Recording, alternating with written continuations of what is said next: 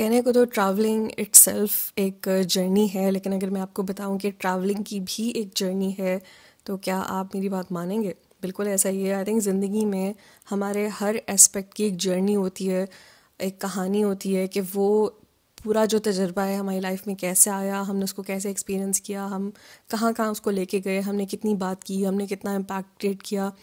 तो मेरी ज़िंदगी में भी ना ट्रैवलिंग की इट सेल्फ एक जर्नी रही है कि जिस तरह से मैं इस सब्जेक्ट को मैंने अंडरस्टैंड किया, दिल में ख्वाहिश पैदा हुई, फिर मैंने क्या कोशिश की, कहाँ तक पहुँची और फिर क्या हुआ, वो इस पॉडकास्ट में मैं आपके साथ शेयर करना चाहूँगी। और अगर आप ट्रैवलिंग से रिलेटेड और भी इन्फॉर्मेशन हासिल करना चाहते हैं, स्पेशली अगर आप व्हीलचेयर पे हैं या आपकी कोई फैमिली मेम्बर है जो व्हीलचेयर पे हैं, आप कमेंट कर सकते हैं, मुझे रीच आउट कर सकते हैं। और इस चैनल पे मेरा इरादा तो है कि मैं अनकरीब और ज़्यादा वीडियोस पोस्ट करूं जो ट्रैवलिंग से रिलेटेड हो, कि अगर आपने ट्रैवल करना है डिसेबिलिटी के साथ या इवन विदाउट, तो आप कैसे कर सकते हैं। क्योंकि मेरी बहुत बड़ी ख्वाहिश है कि जिस तरह से मैं मुख्तलिफ ममालिक में जा सकती हूँ और दुनिया देख रही हूँ, मेरी ख्वाहिश है कि बाकी सब भी वो खुशी हासिल करें। तो इस पॉडकास्ट में आपको मैं बताऊंगी कि मेरी ट्रैवलिंग की जर्नी क्या क्या रही है और कैसे कैसे हुई है। And I would welcome you कि कहीं ना कहीं अगर आप कोई पॉइंट्स पिकअप करके रेजोनेट कर सकें या उसको अपनी ज़िंदगी में अप्लाई कर सकें, तो ये मेरे लिए कामयाबी की बात होगी। तो विद दैट लेट्स स्टार्ट। सो अपनी ज़िंदगी में मेरी 1990 में पैदाइश हुई, और जब वो दौर था यू नो 90s का, तब जो पहला आपको एक्सेस मिलता है एक्सपोजर का, वो टीवी से मिलता है। तब पीटीवी आता था, चंद ही चैनल्स थे, बहुत बाद में जाके इंडियन चैनल्स आए। लेकिन जो मेरा मैसिव किस्म का एक्सपोजर जो मुझे हासिल हुआ है वो किताबों से हासिल हुआ है। तब इंटरनेट तो था नहीं, तो इंटरटेनमेंट के लिए किताबें, नॉवेल्स पढ़ना मेरे लिए एक बहुत बेसिक चीज़ थी, जिससे मुझे बहुत ज़्यादा फ़ायदा हुआ। इसलिए मैं हमेशा इसको बहुत ज़्यादा प्रमोट करती हूँ कि आप अगर किताबें पढ़ें ना, तो आप दुनिया के टॉप 1% में आ जाएंगे, ज़हनी तौर पे तो एटलीस्ट। नाउ किताबें पढ़ने से ना एक फ़ायदा और भी होता है कि आप विजुलाइज़ कर रहे होते हैं। तो अगर मैं कोई नावल पढ़ रही हूँ, उसके अंदर किसी और मुल्क के बारे में बात हो रही है, तो मैं उसको विजुलाइज़ कर रही हूँ। तो एक मेंटल एक्सरसाइज हो रही है, आपकी इमेजिनेशन तेज़ हो रही है। और इमेजिनेशन में ना आप कोई भी स्किल डेवलप करें तो फिर उसको आप रियल लाइफ में भी ला सकते हैं। तो वो इमेजिनेशन की जो बात थी ना, वो उसने मेरे अंदर इतनी ज़्यादा एक क्यूरोसिटी पैदा कर दी कि मुझे था कि काश ज़िंदगी में अगर मैं भी ट्रैवल कर सकूँ तो बहुत अच्छा हो। तो पहला एक्सपोजर मुझे किताबों से मिला, और मैं जब पढ़ती थी कि अच्छा, मैं अगर हूँ कोई 16 साल की हूँ, तो अगर किसी और मुल्क में एक लड़की है, वो भी 16 साल की है और वो अमेरिका में अपनी लाइफ जी रही है, तो उसकी लाइफ डिफरेंट कैसे है, उसके माँ बाप उससे कैसे बात कर रहे हैं और मेरे माँ बाप कैसे बात कर रहे हैं, उसकी क्या डाइट है, मेरी क्या डाइट है।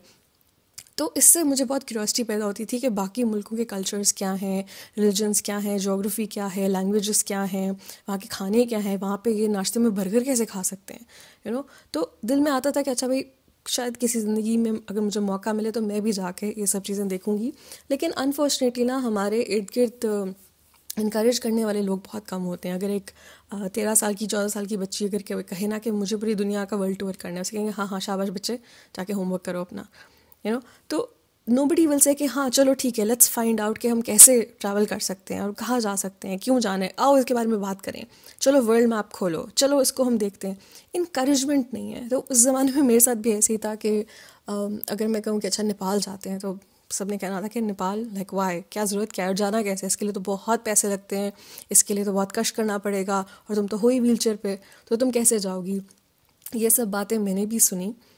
लेकिन उस टाइम पे हमें पता नहीं होता कि फ़्यूचर में क्या है। हमें सिर्फ अपनी ख्वाहिश को पकड़ के रखना है और अल्लाह वो ख्वाहिश पूरी कर देता है। तो अगर मैं आज अपने आप को कंपेयर करूं, तो उस टाइम पे जो एक ही चीज़ का क्रेडिट मुझे जाता है ना, वो ये है कि मैंने अपनी ख्वाहिशें को ख़त्म नहीं किया, मारा नहीं। मुझे इस बात की परवाह नहीं थी कि वो पूरी हों या ना हो। मेरी ख्वाहिशें मेरा फ्यूल हैं, मुझे ख्वाब जब मैं देखती हूँ, तो वो ख्वाब मेरे लिए बायस तन्हाई या बायस अजियत नहीं होता कि वो शिट, ये तो ख्वाब पूरा ही नहीं हो रहा, मैं तो फ्रस्ट्रेटेड हो रही हूँ। नहीं, वो ख्वाब एक डेकोरेशन पीस की तरह है जो मेरे घर में मौजूद है, उसको देख देख के खुशी होती है, एक क्रिएशन है। तो मेरा एक ख्वाब था कि मैं ट्रैवल करूँ, और इनकरेजमेंट बिल्कुल भी नहीं थी। सबसे पहला जो सफ़र मैंने किया वो 1998 में मैं अपने वालिद के साथ अमेरिका गई थी मेरे इलाज के लिए। तो वो पहली दफ़ा एक मैंने सफ़र किया अपने वालिद के साथ, और वो भी इतना एक ज़बरदस्त एक्सपीरियंस था।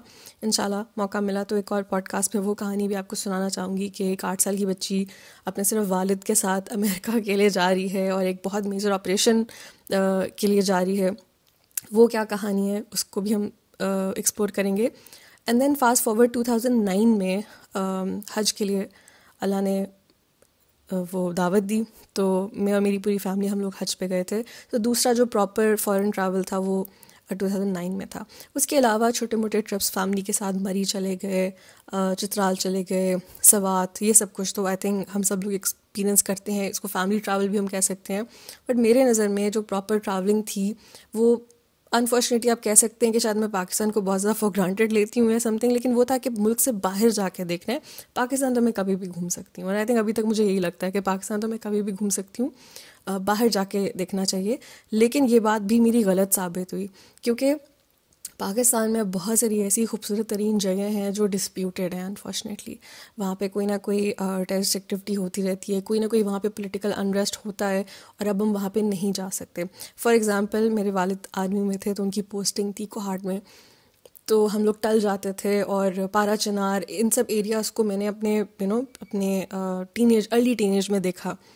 एंड देन रियलाइज़ हुआ कि पाकिस्तान तो बहुत ज़्यादा खूबसूरत है, लेकिन आज अगर मैं जाना चाहूँ उन जगहों पे तो शायद मैं नहीं जा सकती। तो मेरा एक ये लेसन भी रहा है कि घर को भी आपने फॉर ग्रांटेड नहीं लेना, आपने घर को भी कदर करनी है, क्योंकि जो आपके पास है शायद आपके पास कल ना हो।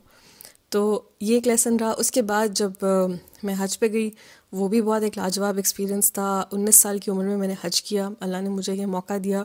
और वो जर्नी कैसी रही इंशाल्लाह उस पर भी एक अलहदा पॉडकास्ट बनाएंगे कि 2009 में और आज के हज में क्या फ़र्क है, और तब मैनुअल व्हीलचेयर थी, और इतनी भीड़ में, मिना में, मुज़दलिफ़ा में लोगों का रवैया मेरे साथ क्या रहा, वो इंशाल्लाह एक और कहानी है, वो आपको सुनाऊंगी। तो ये 2 ट्रिप्स हुए, लेकिन उसके बाद एक सिलसिला शुरू हुआ। वो सिलसिला शुरू कैसे हुआ ना, वो मैं आपको बताना चाहती हूँ।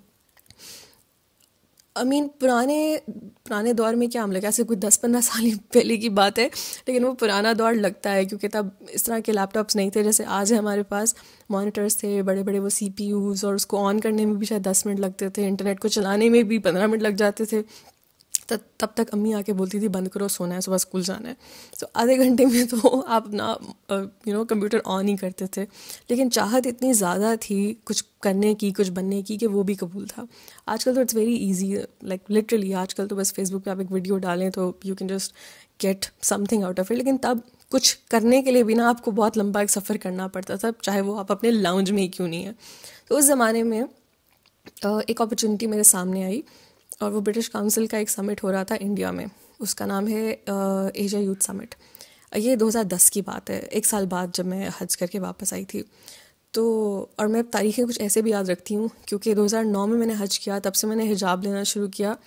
तो मैं याद रखती हूँ कि अच्छा फ़लाने इवेंट पे मैंने हिजाब लिया हुआ था या नहीं लिया हुआ था। फिर मुझे पता चल जाता है वो 2009 से पहले का वाक़या है या बाद का वाक़या है। तो दिस हेल्प्स। सो 2010 में एक अपॉर्चुनिटी मेरे सामने आई, और उन्होंने कहा कि हम लोग यंग लीडर्स को ढूंढ रहे हैं जो कोई ना कोई लोकल ग्रास रूट वर्क कर रहे हैं। अब आप ये भी सोचें, वो ज़माना है कि खाला के घर तक जाने की इजाज़त नहीं होती थी जब तक पूरी पलटून साथ ना जाए, और मतलब कि एक सख्ती थी। आई थिंक अक्सर पाकिस्तानी माशरे में घरों में ये होता है कि लड़कियों को बाहर अगर जाना है उन्होंने, तो बहुत ज़्यादा उनको सर्वेलेंस के साथ, बहुत ज़्यादा प्रोटोकॉल के साथ, इजाज़तें और पता नहीं क्या कुछ करा के फिर जाना होता है। मुझ पे भी वो दौर आया है, और कुछ हद तक अभी भी वो दौर है, लेकिन बेहतरी है बहुत। सो उस ज़माने में ये माहौल था। लेकिन जब वो अपॉर्चुनिटी मेरे सामने आई ना, मुझे लगा कि मुझे ट्राई करना है। अब मुझे नहीं पता कि मैं जाऊंगी नहीं जाऊंगी, मेरी एक्सेप्टेंस भी होगी या नहीं होगी, पर मुझे ट्राई करना है बस। आई थिंक ये आपका सबसे बड़ा लेसन है, क्योंकि उस लम्हे में अगर मैंने ये सोचा ना कि मुझे बस ट्राई करना है, आई डोंट केयर अगर मैं सिलेक्ट होती हूँ और नहीं होती हूँ, आई थिंक उधर ही मेरी जीत हो गई थी। वो एप्लीकेशन में रिक्वायरमेंट थी कि आप फिल इन करें। जो मेरा ग्रास रूट वर्क उस टाइम पे था वो था क्रिएटिव वैली का। हम लोग बहुत सारी ट्रेनिंग्स कर रहे थे डिसेबिलिटी के ऊपर, बिल्कुल ही मैं अब कॉलेज से अभी भी मैं निकली थी, A-levels ख़त्म किया था, तो बहुत सिंपल एक्टिविटीज़ मैं कर रही थी। तो मैंने एप्लीकेशन भर दी, और उसके अंदर एक वीडियो भी बनानी थी। अब वीडियो के लिए मेरे पास फ़ोन तो था नहीं, लाइक जो फ़ोन था उसके अंदर कैमरा नहीं था प्रॉपर जिससे वीडियो बन सके, लेकिन अम्मी के पास जो फ़ोन था ना उसके अंदर वीडियो बहुत अच्छी बन सकती थी। तो मैंने देखा अम्मी सो गई हैं, मैं गई उनका, मैंने फ़ोन उठाया, मैंने एक वीडियो बनाई अपनी कि hi my name is Tanzila और मैं पाकिस्तान में रहती हूँ और मैं ये काम कर रही हूँ और मैं भी आपके समिट पे आना चाहूँगी। और वो समिट था भी फुली फंडेड, यानी कि वो टिकट, खाना पीना, सब कुछ, वीज़ा कॉस्ट, सब कुछ ब्रिटिश काउंसिल ने ही बेयर करना था। और जो इदारा इसको ऑर्गेनाइज़ कर रहा था उसका नाम था ग्लोबल चेन मेकर्स, जो स्विट्ज़रलैंड में एक ऑर्गेनाइजेशन बेस्ड है। तो उस टाइम पे मुझे याद है वो मैंने वीडियो बनाई और मैंने उसको फिर बड़ी मुश्किलों से ट्रांसफ़र किया, क्योंकि तब ब्लूटूथ वगैरह ऑल ऑफ दीज थिंग्स ये थी, लेकिन ये बहुत मुश्किल थी, ये फ़ौरन कनेक्ट नहीं हो जाता था। वो मैंने ट्रांसफ़र करके अपने कंप्यूटर में लगाया और वो वीडियो इतनी ख़राब थी कि मुझे अपनी एप्लीकेशन में लिखना पड़ा कि देखें, मुझे अगर आप जज करें ना, प्लीज़ डोंट जज मी वीडियो की क्वालिटी पे, आप मेरे जज्बे पे मुझे जज करें। मुझे अभी तक याद है ये अल्फाज मैंने उस एप्लीकेशन में लिखे थे कि मुझे पता है वीडियो बहुत ख़राब बनी है, लेकिन आप मेरा जज्बा देखें, मेरी वीडियो की क्वालिटी को मत देखें। वो मैंने एप्लीकेशन भेज दी और बात ख़त्म होगी। मैंने कहा देखते हैं क्या होता है। अब यकीन करिए एक दिन मुझे रिप्लाई आया कि मेरी एक्सेप्टेंस हो गई है और मैं हैरान होगी कि ये हुआ क्या है। मैं इतनी इंपॉर्टेंट हूँ। अगेन जो मेरा कॉन्फिडेंस तब था जब मैं एप्लीकेशन भेज रही थी और जब मेरी एक्सेप्टेंस होगी, उस कॉन्फिडेंस में ना ज़मीन आसमान का फ़र्क था। बिकॉज आप इमीडिएटली इम्पोस्टर सिंड्रोम में चले जाते हैं कि शायद आप इस काबिल नहीं हैं, लेकिन ऐसा नहीं होता। आई थिंक आपका एक पर्पस होता है, हर इदारे के लिए, हर टाइम के लिए, हर माहौल के लिए आपका एक पर्पस होता है, आपको वो वैल्यू क्रिएट करनी होती है। तो कभी भी खुद को ना छोटा या बड़ा ना नहीं सोचना चाहिए। एनीवेज वो एक्सेप्टेंस आ गई और लॉन्ग स्टोरी शॉर्ट में ऑफ कोर्स मैंने अपने वालिदैन को बिठाया और मैंने बोला कि ये मेरी एक्सेप्टेंस आ गई है। और जाना कहाँ था? इंडिया। वो जो इवेंट था वो इंडिया में हो रहा था। अब मेरे वालिद आर्मी में रह चुके हैं, रिटायर्ड थे वो तब, लेकिन हम लोग इंडिया के बारे में भी बड़ा कुछ सुनते रहते हैं, तो सब लोग हो गए ढंग के, इंडिया जाना है, इंडिया ऐसे कैसे? तो मुझे अभी भी याद है मेरी वाला के बेडरूम में हम ऐसे बैठे हुए और बात कर रहे, और मैंने कहा कि भाई मेरी तो एक्सेप्टेंस आई है, मुझे तो जाना है। एंड मेरे वालिद ने कहा ओके तंजीला आप जा सकती हैं, लेकिन आपकी वालदा आपके साथ जाएंगी। उस लम्हे में मुझे काफ़ी फ़ील हुआ कि नहीं नहीं, ये तो गलत हो रहा है, मुझे तो अकेले जाना था, सब बच्चे वहाँ अकेले आएंगे। तो मैंने ख़ुद को ज़रा संभाला और मैंने कहा ओके लेट्स सी क्या होता है।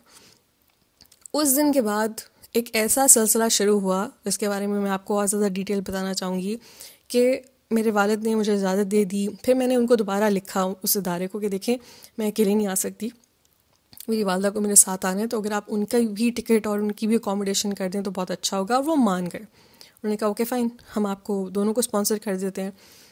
फिर वीज़े का सिलसिला शुरू हुआ और आप यकीन जाने मैं वो इंसान हूँ जिसको इतना पता नहीं था, क्योंकि हम बाहर ही नहीं जा सकते थे।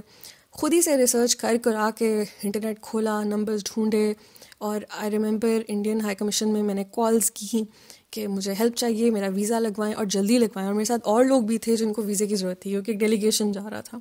और कर आके वो वीज़ा अप्रूव हो गया और तब से लेके अब तक मुझे याद है कि मेरे 4 दफ़ा वीज़े लग चुके हैं इंडिया के। तो कहने का मकसद ये है कि चूँकि मैं खुद से कोशिश कर रही थी और किसी की हेल्प नहीं ले रही थी, मेरी मेंटल मेमोरी और मेरा जो एक स्किल था वीज़ा लगवाने का वो इतना अच्छा डेवलप हो गया कि I could crack it even the next time. मुझे पता चल गया कि अच्छा मैंने एप्लीकेशन में ये लिखना है, ये मिस्टेक्स नहीं करनी है, इस तरह से डॉक्यूमेंट्स को प्रिंट कराना है, वो मुझे समझ आ गया। तो सबसे बड़ा लेसन यहाँ पे ये था कि अगर आप ट्रैवलिंग करना चाहते हैं ना, तो ट्रैवल एजेंट के थ्रू आप तब जाएँ जब ऑलरेडी आप एक प्रोसेस से गुजर चुके हैं। पहले आप खुद करें। किसी को आप अपने बिहाफ पे जिम तो नहीं ना करा सकते, आपने खुद ही जिम करना है ना। तो खुद से जिम करने का मतलब ये है कि आप खुद पढ़ें एक मामले में कि देखेंगे क्या होता है। मेरे तजर्बे में ये नेचुरली हो रहा था कि मैं खुद से एक्सप्लोर करी थी, तो मैंने सीखा बहुत कि अच्छा हमारे रिलेशंस क्या हैं। अगर मैं उनकी वेबसाइट पे जाके पढ़ रही हूँ तो मुझे समझ आ रही है, अच्छा अगर ट्रेड हो रहा है तो क्या हो रहा है, अच्छा क्या बायलैटरल रिलेशंस हैं, अच्छा डेलीगेशन क्या होता है, पीस डेलीगेशन क्या होता है, कोई रेलवे बन रही है अमृतसर में क्या हो रहा है। ये सब इन सब चीज़ों ने मुझे बहुत हेल्प किया एक और जगह जाके भी, वो जो मैं आपको बताने लगी हूँ। सो लकीली मेरा वीज़ा लग गया। और इस वीज़ा लगाने का चक्कर ये भी था कि मैंने कुछ ईमेल्स की थी इंडियन हाई कमीशन में कि आई एम तंजीला और मैं बिल्कुल एक पीसफुल एटीट्यूड के साथ इंडिया आना चाहती हूँ, मैं आपके मुल्क को भी देखना चाहती हूँ और मैं इस इवेंट को भी अटेंड करना चाहती हूँ, तो आप मुझे मौका दें। And they obliged, right. फिर उसके बाद जब मैं इंडिया पहुंच गई तो वहाँ पे मुझे याद है कि अक्सर मीडिया भी आता था। जब उनको पता चलता था कि अच्छा पाकिस्तान से डेलीगेशंस आए, तो मीडिया भी आया हमसे बातचीत करने के लिए। और फिर उन्होंने काफ़ी सारी सवालात किए कश्मीर के ऊपर, मुख्तलिफ एक्सपीरियंसेस के ऊपर। अब चूँकि मैंने वो वेबसाइट्स पे बहुत कुछ पढ़ा हुआ था ना, मुझे पता था क्या कहना है। मुझे पता था कि अच्छा, आप जर्नलिस्ट का तो काम होता है कि वो थोड़ा सा आपको प्रोवोक करे, कि आप कोई ना कोई ऐसी बात कर दें जिससे एक हंगामा क्रिएट हो। उनका तो कारोबार ही इस चीज़ पे चलता है ना, लेकिन उसमें बकरा बनते हैं आप, क्योंकि आपने तो अपनी सच्चाई में एक चीज़ कह दी होती है, आप तो दिल से बात कर रहे होते हैं। लेकिन चूँकि मीडिया इतना डेंजरस है, इतना एक हवा बन जाता है कि आपको मौका नहीं मिलता क्लैरिफाई करने का। और जब आप क्लैरिफाई करते हैं तो फिर दुनिया और आपके पीछे पड़ती है, राइट। तो सबसे अच्छा तरीका इस सिचुएशन में ये है कि यू बी वेरी केयरफुल। अगर आपने अपना ओपिनियन देना है, आप ज़रूर दें, लेकिन देख के दें आप कहाँ दे रहे हैं। बहुत दफ़ा आपका ओपिनियन मैटर करता है किसी पैनल डिस्कशन में, क्योंकि ऑडियंस में तमाम लोग जो बैठे होते हैं ना, वो शौक़ रखते हैं आपकी बात को हज़म करने का। वो आपकी बात सुन भी लेंगे, आपकी ऑनेस्टी को अप्रिशिएट भी करेंगे। लेकिन अगर आप एक ओपन एंडेड फोरम पे एक बात कह रहे हैं, तो फिर मेंटली तौर पर प्रिपेयर्ड रहें कि वो कभी भी चीज़ वापस आके आपके सामने रख दी जा सकती है कि भाई आपने बात बोली थी। चाहे आप 10 साल बाद उस बात से एग्री ना करें, लेकिन वो आपका रिकॉर्ड बन जाएगा। तो इस बात का मुझे आइडिया था। तो जब मुझसे कश्मीर के बारे में सवाल किए जाते थे तो मैं बहुत न्यूट्रल होकर बात करती थी, और मैं ये भी कहती थी कि I am not the expert on it. आप मुझे एक वो स्पॉटलाइट में नहीं रख सकते। हाँ, जो मेरी एक्सपर्टाइज है वो डिसेबिलिटी पे है, हमारा ग्रास रूट का जो काम है उस पर, हम उस पर बात करें। तो चूँकि मैं वीज़े के प्रोसेस में थी ना, अब यकीन जाने उस प्रोसेस की वजह से मुझे इन सब बातों की समझ आई और मैंने उसका इस्तेमाल किया प्रॉपर्ली। तो वो ट्रिप्स बहुत ज़्यादा कामयाब रहे, बहुत ज़्यादा मैंने सीखा। एंड देन इंशाल्लाह क्या आ तो गई वापस अल्लाह की मदद से। I also came back. उसके बाद एक और इवेंट आया, वो श्रीलंका में था, वो भी एक ट्रेनिंग थी, उसके लिए भी मैंने अप्लाई किया और मेरी सिलेक्शन होगी। और यही एग्जैक्ट सिलसिला उनके साथ भी यही हुआ कि मेरी एक्सेप्टेंस आई। मैंने उससे रिक्वेस्ट की, बाबा ने कहा जा सकती हो आप जानी, लेकिन आपको अम्मी को साथ ले जाना पड़ेगा। मैंने कहा ओके बाबा। एक दफ़ा क्योंकि मैं और अम्मी एक ट्रिप कर चुके थे, तो हमें एक दूसरे की भी समझ आ गई थी कि how to go about it. वो श्रीलंका का ट्रिप भी बहुत ज़्यादा कामयाब रहा। उसके बाद चूँकि पाकिस्तान में मैं बहुत ज़्यादा काम कर रही थी, लाइक जनरली ऑन डिसेबिलिटी, बाद में वुमेन एम्पावरमेंट पे भी, तो मुझे अक्सर इनवाइट्स आना शुरू हो गए कि हम चाहते हैं कि आप हमारे मुल्क में आके एड्रेस करें, लेक्चर दें या वर्कशॉप कराएं, या कोई ट्रेनिंग हो रही है तो उसके लिए भी इनवाइट करते थे कि अभी आप बहुत यंग हैं, हाउ अबाउट कि अगर आप हमारे प्लेटफॉर्म पे आएँ तो हम आपको ट्रेनिंग देते हैं और आपका जो ग्रास रूट का काम है वो और स्ट्रांग हो जाएगा, और हमारी ट्रेनिंग से आप और लोगों से भी मिल सकती हैं जो यही काम कर रहे हैं। तो ये तो बहुत अच्छी ऑफ़र है, और ये सारी अपॉर्चुनिटीज़ फुली फंडेड होती थी क्योंकि इदारों के पास बजट्स होते हैं ये इंटरनेशनल नेटवर्क क्रिएट करने के लिए। तो मैं उस सिस्टम में ज़रा एम्बेड हो गई थी, और चूँकि उसमें ट्रैवलिंग इन्वॉल्व थी, वीज़े लगवाने थे। अब हर अपॉर्चुनिटी के साथ ना एक मेगा पैकेज आ रहा था ऑफ लर्निंग कि अच्छा भाई उस मुल्क का सिस्टम है क्या, वीज़ा कैसे लगवाना है, कितना मुश्किल है, कितना आसान है, कितने लोग पाकिस्तान से वहाँ जाके गायब हो जाते हैं, हमारी रेपुटेशन क्या है, ये सब चीज़ें मैं सीख रही थी। और दूर दूर तक अभी तक टूरिज़्म का कोई आसपास मेरे पास मामला नहीं आया था। अभी मैं सिर्फ समझ रही हूँ कि पाकिस्तान का रिलेशनशिप और मुल्कों के साथ क्या है, और मैं उधर जा रही हूँ तो क्या होगा। इन सब चीज़ों ने अगेन बहुत ज़्यादा पर्सनल ग्रूमिंग की मेरी। बहुत ज़्यादा मुझे समझ आई कि अच्छा पॉलिटिकली आपने क्या बात करनी है, अगर आपको एक बात नहीं पता उसको आपने कैसे प्रेजेंट करना है, क्योंकि आप बेवकूफ़ तो नहीं बन सकते ना कैमरे के सामने कि आप बस जल्ले हैं, आपको एम ही बुला लिया शक्ल देख के। आपको कोई ना कोई तो अपना मौक़िफ़ सामने रखना है। तो ट्रैवलिंग ना साइड पे मेरी ये बहुत ज़्यादा मेरी ग्रूमिंग हो रही थी, और ये मुझे कोई सिखा नहीं रहा था बात, ये सेल्फ टॉट थी। और ये सिर्फ वीज़े लगवाने के चक्रों में थी कि मैं किसी ट्रैवल एजेंट के पास नहीं गई, मैं खुद से कर रही थी। कभी कभी वो इदारे खुद भी आपसे पासपोर्ट मंगवा लेते थे। उस मामले में भी मैं खुद जाके देती थी, मैं खुद एम्बेसीज़ में जाती थी। और पाकिस्तान में एम्बेसीज़ जैसे लाहौर के जो लोग हैं जो अप्लाई करते हैं वो इस्लामाबाद जा सकते हैं। बहुत सारे शेंजन कंट्रीज़ के जो कॉन्सुलेट्स हैं वो इस्लामाबाद में हैं। इंशाल्लाह इस पे एक और वीडियो बनाऊंगी क्योंकि इसमें बहुत ज़्यादा सीखने को है कि हाउ डू यू मैनूवर, अगर आपकी डिसेबिलिटी है तो आप एम्बेसीज़ के साथ कैसे डील करें और आप कॉन्सुलेट्स के साथ कैसे डील करें। मेरे पास बहुत सारी कहानियाँ, और अगर आप मेरे साथ जुड़ जाएंगे तो फिर होपफुली आप भी आपके साथ भी शेयर कर सकूँगी। सो कमिंग बैक, बहुत सारे ऐसे मुल्कों में इस तरह से जाना हुआ, उसमें श्रीलंका है, नेपाल है, थाईलैंड है, वियतनाम है, अमेरिका 2-3 दफ़ा, क्योंकि यहाँ पे यूनाइटेड नेशंस के भी ऑफिसेज हैं, जैसे अमेरिका में भी उनका हेडक्वार्टर है और थाईलैंड में भी, बैंकॉक में भी उनका हेडक्वार्टर है। तो अक्सर इन मुल्कों में जाने का बहुत अच्छा मेरा सिलसिला बन गया था और अम्मी मेरे साथ साथ जाती थी, क्योंकि मैं इदारे को बड़ा क्लियरली कहती थी कि वही मैं नहीं आ सकती, my mother has to come with me. और वो इदारे अगर आपकी कदर कर रहे हैं तो वो बजट निकालते थे। कुछ लोग थे जो कहते थे नहीं नहीं हमारे पास पैसे नहीं है, बजट नहीं है, तो अब हम आपको केटर नहीं कर सकते, लेकिन दैट्स ओके। इसका मतलब ये नहीं है कि आप उनसे नाराज़ हो जाएं। तो इस तरह से मेरा सिलसिला शुरुआत ट्रैवलिंग को लेकर बहुत ज़्यादा एक फैसिलिटेटेड सिलसिला था। और अगर आप किसी की इनवाइट पे एक दूसरे मुल्क में जा रहे हैं ना, तो बहुत सारी ऐसी चीज़ें हैं जिनका आपके साथ सामना नहीं होता। जैसे बहुत सारे मसाइल हैं वो आप नहीं देखते हैं। फॉर एग्जांपल, बुकिंग आपकी होटल की ऑलरेडी हुई हुई होती है, आपकी टिकट ऑलरेडी हुई हुई होती है, आपके वीज़े का लेटर ऑलरेडी आया हुआ होता है। जब आप पहुंचते हैं तो टैक्सी ऑलरेडी आई हुई होती है आपको लेने के लिए, आपके खाने पीने का सब कुछ इंतज़ाम हुआ हुआ होता है। तो आप एक बड़े लिमिटेड सर्कल में मूव कर रहे होते हैं। आप उस मुल्क को एज ए कंट्री नहीं देखते हैं, आप वही देखते हैं जो आपको दिखाया जा रहा होता है। मेरे साथ भी ऐसे था कि first half of my travelling happened in this close circle. उसके बाद फास्ट फॉरवर्ड, आई थिंक आज से कोई 5-6 साल पहले मैंने सोलो ट्रैवल करना शुरू किया। और सोलो ट्रैवल से मुराद ये कि मैंने खुद से पैसे दे के ट्रैवल किया। It was not sponsored, it was something जो मैं खुद से प्लान करी थी। और ये जो बीच में सेगवे हुआ वो ऐसे हुआ कि अक्सर जिन ट्रिप्स पे मैं जा रही होती थी जो स्पॉन्सर्ड होते थे, जो काम से रिलेटेड होते थे, वहाँ पर अक्सर मैं 1 या 2 दिन एक्स्ट्रा डलवा के सिटी को देखने के लिए जाती थी। और मुझे तब रियलाइज़ हुआ कि अच्छा, टूरिज़्म क्या होता है, आप कैसे कहीं जाते हैं, म्यूज़ियम्स क्या होते हैं, कैफ़ेज़ क्या होते हैं, लाइब्रेरीज़ क्या होती हैं, कौन सी जगहों पे आप जा सकते हैं, कौन सी जगहों पे आप नहीं जा सकते। अच्छा, अगर मैं पाकिस्तान में हूँ वहाँ पे रैंप्स नहीं है, लेकिन थाईलैंड में है, अमेरिका में है। और आहिस्ता आहिस्ता वो एक सेंस डेवलप होती गई मेरी कि अच्छा, दुनिया में एज अ माजूर इंसान मेरी पोजीशन क्या है और दुनिया वाले माजूरी को कैसे देखते हैं, इनके मुल्कों की पॉलिसीज़ क्या हैं। तब जब ये 2-3 दिन एक्स्ट्रा में डाल के जाती थी, मेरी वालदा भी मेरे साथ जाती थी, उनके भी शौक़ होते थे, वो भी देखती थी कि अच्छा दुनिया में और क्या हो रहा है, ख़वातीन की पोजीशन क्या है। फिर हम लोग बहुत सारे डिस्कशंस करते थे और मुझे वो बहुत अच्छा लगता था। अब ये जब सेगवे हुआ ना, तो मुझे रियलाइज़ हुआ कि एक दिन मैं अकेले ट्रैवल करूँगी और मैं अपने ओन पे सीखूँगी विदाउट एनी सपोर्ट। और अल्लाह ने ये ख्वाहिश भी पूरी की, जो कि इतना आसान नहीं था, लेकिन ये हो गया, ये मुमकिन हुआ। और वो उसका राज अगर मैं आपको बताऊं तो बस 2 ही राज हैं कि एक तो आप ख्वाहिश रखें बहुत स्ट्रॉन्ग और पूरी उम्मीद रहें कि वो ख्वाहिश आपकी पूरी होगी, और अल्लाह वाकई में वो दिन लेकर आता है। तो आपने ख्वाहिश भी करनी है और दुआ भी करनी है। तो एक पॉइंट पे मैंने भी यही दुआ की थी कि यार अब प्लीज़ मेरे अब्बा का दिल ज़रा आप नरम कर दें और मेरे लिए आप रेड कार्पेट बिछा दें, मुझे आपकी दुनिया देखनी है और ख़ुद ही देखनी है। और अल्लाह वो दिन लेकर आया। तो ये दुआ ही है जो कबूल हुई है।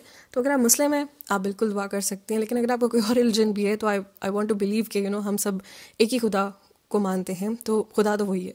तो आपकी दुआ फिर भी कबूल होगी, no matter what method you use, Allah सबका एक ही है। तो मैंने भी बहुत ज़्यादा दुआएं की और आई थिंक वो कबूल हो गई। वो हुआ कुछ ऐसे कि 2010 में आई थिंक कोविड का ऑलमोस्ट वो पीक पे था उस टाइम पे, एंड थोड़ा थोड़ा डिक्लाइन आ रहा था क्योंकि वैक्सीन वगैरह आ चुकी थी और एक प्रोटोकॉल था कि अगर आपने जाना है कहीं पे आप टेस्टिंग करा सकते हैं। 2010 में 2 ट्रिप हुए, 2010 में 2 ट्रिप हुए बड़े इंटरेस्टिंग। एक तो ये कि बिफ़ोर आई गो सोलो मैं अपने अब्बा को लेके गई टर्की, और मेरे अब्बा ने बाद में एक कन्फेशन मुझे दिया कि तंजीला, जब टर्की हम लोग गए थे, से मैं मेरे वालिद गए थे, एक तो हमने बहुत इन्जॉय किया क्योंकि उससे हमारी जो पुरानी यादें थी जब हम अमेरिका गए थे हम दोनों, जो हमारा याराना तब था, आई थिंक वो एज अ ग्रोन अप जब दोबारा से वो कनेक्शन हुआ तो वो मेरे लिए बहुत अच्छा था। It was so nice to connect with my father and I really really cherish that. और उसके अलावा मेरे अब्बा ने डायरेक्टली देखा कि तंजीला कितनी ज़िम्मेदार है, वो कितना अच्छा ख्याल रख सकती है, वो कितना अच्छा कम्युनिकेट करती है, वो कितना अच्छा प्लान करती है। और तब मेरे अब्बा ने कहा कि तंजीला, मुझे एहसास हुआ कि तुम बिल्कुल इस काबिल हो कि तुमको अकेले जाने का मौका दिया जाए, तुम अच्छा खुद को संभालोगी, तुम अच्छा हैंडल कर लोगी। और यहाँ पे कहीं पे भी बात कोई इज्जत की और इस तरह की नहीं थी, इट वॉज़ ऑल अबाउट कि अच्छा खुद को हैंडल कर लो। तो जब हम वापस आए तो फिर मैंने उनसे कहा कि मैं बाहर पढ़ना चाहती हूँ, मैं अकेले जाना चाहती हूँ। तो मेरे अब्बा ने कहा ठीक है आप जा सकती हैं, लेकिन बिफ़ोर एक बहुत बड़ा फ़ैसला करने की बजाय कि मैं बस उठ के चली जाऊँ पढ़ने के लिए, मैंने ज़रा अपनी टेस्ट ड्राइव की। मैं गई टर्की, तब अगेन पीक कोविड था और लॉकडाउन लगा हुआ था और मैं अकेली गई क्योंकि मेरे माइल्स एक्सपायर हो रहे थे, तो मुझे कहीं ना कहीं तो जाना था। तो एंड तब मुझे याद है सब लॉकडाउन था, सिर्फ बारिशें होनी थी, ऑफ सीज़न था, लेकिन I don't care, I just went there and I had a great time. तब मुझे रियलाइज़ हुआ कि यस तंजीला, अब वाकई में यू कैन हैंडल। वहाँ पे सब कुछ हुआ, वहाँ पे बैटरी भी ड्रेन आउट होगी, मैं बाहर थी, वहाँ पे पुलिस वालों से भी हेल्प लेनी पड़ी, लेकिन स्टिल अल्हम्दुलिल्लाह it was fine. Then I came back and मेरी दो दोस्तें हैं अफशान जरगुना, उन्होंने मुझे मैसेज करके बोला कि तंजीला आप अकेले घूम रही हैं, हमको भी घूमना है। मैंने कहा बिस्मिल्लाह। तब हमने जाके इजिप्ट का प्लान किया, और अगर आपने वो इजिप्ट से रिलेटेड डॉक्यूमेंट्रीज़ देखी हैं हमारी, तो आपको अंदाज़ा होगा कि हम तीनों विदाउट अटेंडेंट्स गए इकट्ठे इजिप्ट घूमने के लिए। वो भी बहुत एक लाजवाब ट्रिप था, I was very happy. Then when I came back, फिर मैंने अपने मास्टर्स की तरफ रुजू किया और मैं फिर स्वीडन आई। और जब मैं स्वीडन आई तब जाकर मैंने, ऑफ कोर्स स्वीडन का तो सफ़र होना ही होना था, आप अकेले रह रहे हो, इंडिपेंडेंटली आप रह रहे हो, एट द सेम टाइम मैंने फिर मौका लेके यूरोप के कई मुल्कों में गई। उसके बाद उस दौरान भी बहुत सारे ऐसे इवेंट्स भी आए जिन्होंने मुझे इनवाइट किया, तो तब भी मैं गई, ट्रैवल किया मैंने। लेकिन सबसे बेहतरीन मेरी ट्रैवलिंग वो थी जो मैंने खुद से प्लान करके सोलो ट्रैवलिंग की, और मुख्तलिफ मुल्कों में जाके मैं हॉस्टल्स में रही, और मैंने खुद से अपनी व्हीलचेयर के ऊपर सफ़र किया, एक्सप्लोर किया, उसके ऊपर लिखा भी मैंने, उसके ऊपर वीडियोस भी बनाई, इंशाल्लाह और भी ज़्यादा मैं पोस्ट करूँगी। लेकिन उसके बाद फिर दोस्तों के साथ मुलाकात हुई, तो दोस्तों के साथ भी ट्रैवल करना हुआ, कुछ लड़के दोस्त भी हैं, कुछ लड़की दोस्तें भी हैं। तो ऑल इन ऑल जो मेरी जर्नी रही है ट्रैवलिंग की, उसका जो ग्राफ है वो अपवर्ड रहा है और बहुत डाइवर्स रहा है। कि तंजीला ने फुली स्पॉन्सर्ड ट्रैवल भी किया है, तंजीला ने खुद पैसे दे के भी ट्रैवल किए, अब्बा के साथ भी ट्रैवल किए, अम्मा के साथ भी ट्रैवल किया है, दोस्तों के ग्रुप के साथ भी गई है, खाली एक दोस्त के साथ भी गई है, और अकेले भी गई है। तो इन सब चीज़ों ने मुझे बहुत कुछ सिखाया, इंसानी सलूक के बारे में, तजर्बे के बारे में, एम्पैथी के बारे में। और ये सब चीज़ें अगर हम अप्लाई करें जिस मुल्क में हम जा रहे हैं, और इस लेंस से उस मुल्क को देखें, तो हमको एक अलग ही नक्शा नज़र आता है जो शायद आपको किसी किताब में या किसी वीडियो में नहीं मिलेगा। वो आप खुद से ही तजुर्बा कर सकते हैं। तो मेरी जो ट्रैवलिंग की जर्नी रही है इटसेल्फ, उसने मुझे बहुत कुछ सिखाया है, मेरे लिए एक पर्सनल डेवलपमेंट प्रोग्राम रहा है। और अगर हम क्लोजिंग में पैसों की बात करें, तो इट्स ट्रू, मेरे पास इतने पैसे नहीं थे शुरू में, क्योंकि मेरा स्पॉन्सर्ड था, और हम इस तरह के कोई शौक़ नहीं शुरू में पाल सकते, बिकॉज हमको पैसे कमाने होते हैं टू सर्वाइव, राइट। और उस टाइम पे तो मैं बहुत ज़्यादा पैसे रेज़ करी थी, क्योंकि मुझे अपनी NGO को चलाना था, और इतनी ईजीली फंडिंग तो आपको मिलती नहीं है। सो ये फुली फंडेड ट्रिप्स ने मुझे बहुत हेल्प किया, मेरा एक मसल डेवलप किया। उसके बाद जब मैंने खुद से प्लानिंग करना शुरू की, तो मुझे समझ आया कि आप सस्ता ट्रैवल भी कर सकते हैं, आप कम पैसों में भी ट्रैवल कर सकते हैं। तो वो जो ट्रिक्स एंड टिप्स थे ना, वो भी मेरे तजुर्बे से ही हासिल हुए। इंशाल्लाह मैं और भी ज़्यादा इस चैनल पे शेयर करना चाहूँगी आपसे कि इवन विद व्हील चेयर आप बहुत अच्छा खुशगवार ट्रैवल कर सकते हैं, अपने ओन पे टोटली आप इंजॉय कर सकते हैं। तो इन सब चीज़ों ने मुझे बहुत ज़्यादा एम्पावर किया मेंटली, एक पर्सपेक्टिव डेवलप हुआ, और अब मैं उस पर्सपेक्टिव को अपने काम में अप्लाई करती हूँ, चाहे वो मेरा क्रिएटिव वर्क है, या मेरे पर्सनल रिलेशनशिप्स हैं, या कोई भी anything, any project that I am working on. So ये थी मेरी ट्रैवलिंग की इटसेल्फ जर्नी। और इंशाल्लाह आने वाले दिनों में हम एक एक मुल्क को पकड़ के ज़रा डायसेक्ट करेंगे कि अच्छा वहाँ पर एक्सेसिबिलिटी का, डिसेबिलिटी का क्या नक्शा है, और किस तरह से हम जाकर वहाँ पे कनेक्ट हो सकते हैं, कुछ सीख सकते हैं, एंजॉय कर सकते हैं। और आने वाले दिनों में मैं आपको ये भी बताना चाहूँगी कि मेरा ट्रैवल को प्लान करने का तरीका क्या है, कि अब तो इंटरनेट हमारे पास मौजूद है, हम उसका किस तरह से फ़ायदा उठा सकते हैं, और जब किसी मुल्क में हम जाते हैं तो किस तरह से हम मैक्सिमम उस ट्रिप को हम अवेल कर सकते हैं हर तरह से। तो प्लीज़ जुड़े रहिए, और अगर आपका कोई भी सवाल है तो आप उसको पोस्ट कर सकते हैं। I would love to help you. अगर आपकी माजूरी है और अगर आप उससे रिलेटेड कोई सवाल करना चाहते हैं, तो वो भी आप मुझसे पूछ सकते हैं।